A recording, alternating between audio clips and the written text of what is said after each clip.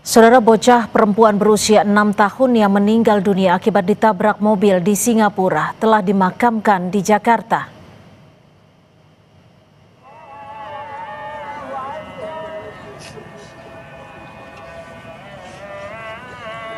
Suasana haru menyelimuti proses pemakaman di TPU Tanah Kusir, Jakarta.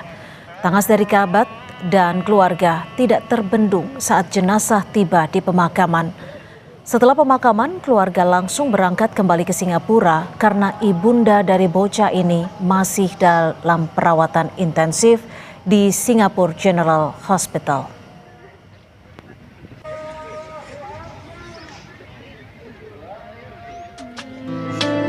Insiden yang menewaskan seorang bocah WNI terjadi pada 6 Februari lalu di tempat parkir dekat salah satu destinasi populer, kuil relik gigi Buddha, South Bridge Road, Singapura sekitar pukul 11.50 pagi.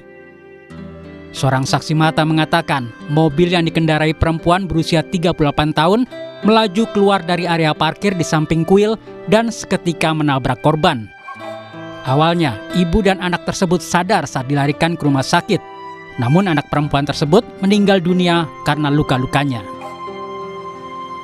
KBRI Singapura menyebut sopir penabrak sudah ditetapkan menjadi tersangka. Sopir tersebut sudah ditahan di hari yang sama saat peristiwa terjadi.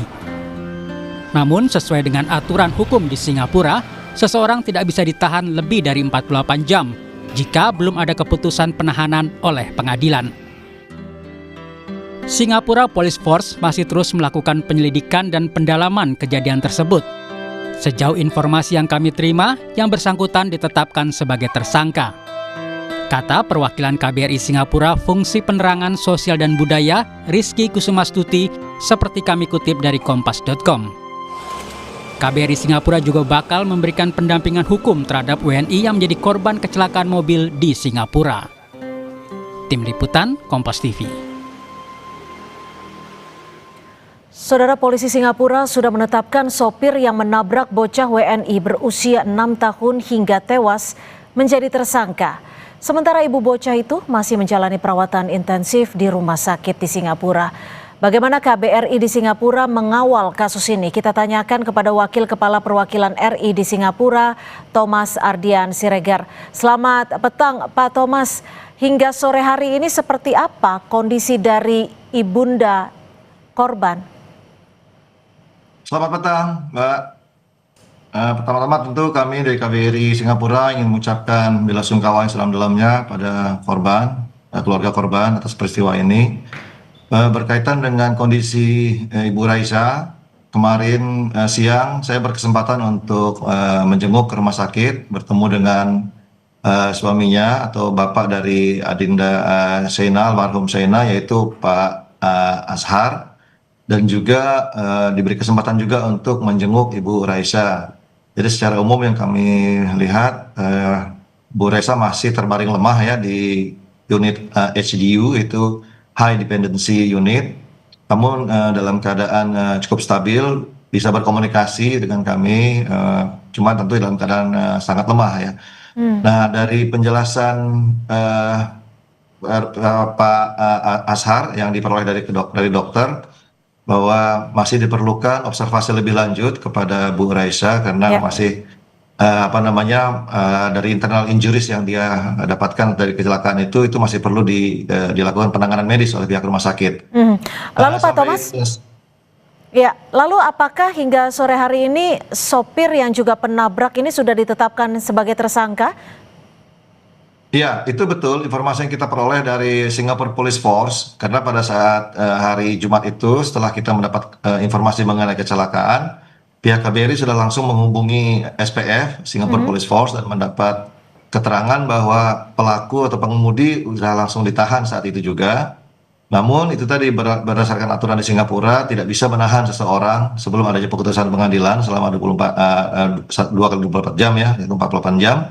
Jadi sementara ini statusnya masih tersangka, namun tidak ditahan di polisi. Jadi dengan jaminan ya dibebaskan dalam bentuk jaminan. Itu masih menunggu proses penyelidikan berikutnya. Tentu dia akan dipanggil kembali untuk ditanyai lebih lanjut.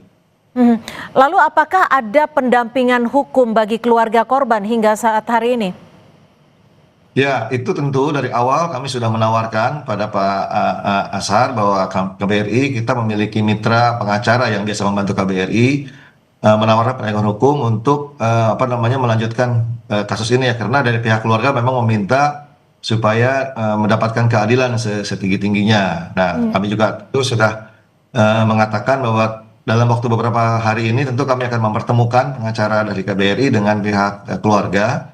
Karena tentu juga melihat kondisi keluarga ya dari Pak Ashar sendiri kan tentu sangat shock dengan peristiwa ini. Kami juga tidak ingin secara terburu-buru memaksa dia untuk segera berbicara dengan pengacara. Kami selalu konsultasi bagaimana keadaannya. Tapi dari awal dari hari sejak pertama terjadi kami sudah langsung menemui keluarga korban dan menawarkan bantuan penegakan hukum. Jadi Oke. ke depan kita akan bekerja sama dengan pengacara untuk terus menggali informasi ini lebih dalam. Ya, Pak Thomas, kalau kita melihat lagi peristiwa yang terjadi saat itu, sebenarnya kronologinya seperti apa dan apakah ada faktor-faktor yang bisa dikatakan sebagai faktor pemberat bagi pelaku penabrakan yang juga sopir dari pengendara? Jadi informasi yang kita peroleh itu dari pihak kepolisian, seperti yang mungkin sudah banyak diberitakan di media, itu terjadi pada saat keluarga melakukan penyeberangan ya. Pertama memang itu Pak Ashar bersama anak yang kedua, yang bungsu itu mendorong stroller Pak Asharnya itu setelah lewat dari penyeberangan, kemudian diikuti oleh Bu Raisa dan anak Adinda almarhum Sheina. Namun Artinya ini ternyata di zebra cross ya, Pak Thomas ya? Itu kami tidak memperoleh rinciannya, Mbak. Jadi karena kan ini masih dalam proses penyelidikan. Bahkan tadi kalau dikatakan seperti apa kondisinya juga itu kami belum dapat keterangan yang resmi mengenai itu. Jadi hanya secara umum saja bahwa mereka sedang menyeberang, kemudian Bu Raisa dan Sheina ini ketabrak. Seperti itu, Mbak. Jadi tidak tahu persis apakah di zebra cross, terus bagaimana keadaan lalu lintasnya seperti apa saat itu. Kami belum dapat keterangan resmi dari rincian dari polisian. Kalau kita kan hanya mendapatkan visual berupa foto, di lokasi ini jalanannya cukup luas seperti itu. Lalu apakah ada informasi yang sudah diterima pihak KBRI berapa kecepatan dari kendaraan tersebut saat peristiwa terjadi? Itu juga belum terungkap, Mbak. Jadi itu merupakan kewenangan kepolisian yang nanti itu mereka melalui investigasi secara menyeluruh mengenai keadaan pengemudi saat itu seperti apa, kecepatannya berapa, bagaimana kondisi saat menyeberang. Itu juga kami belum bisa memberikan keterangan karena belum mendapat informasi resmi dari kepolisian. Saat ini kami hanya bisa menunggu saja, menunggu investigasi lebih lanjut. Kita terus secara intens berhubungan dengan SPF, pihak KBRI, karena kebetulan di KBRI juga kita ada atasnya polisi yang secara terus-menerus melakukan kontak dengan SPF. Jadi kita belum dapat keterangan baru, Mbak, mengenai itu. Baik, terima kasih Wakil Kepala Perwakilan Republik Indonesia di Singapura, Pak Thomas Ardian Siregar. Terima kasih, selamat sore. Baik.